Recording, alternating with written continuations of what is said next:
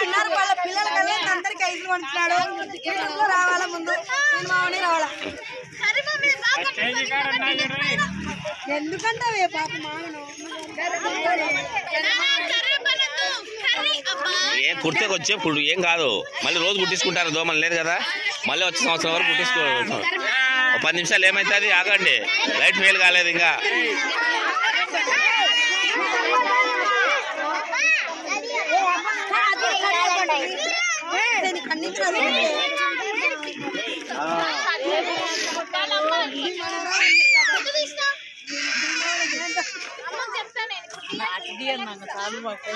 చెప్తాను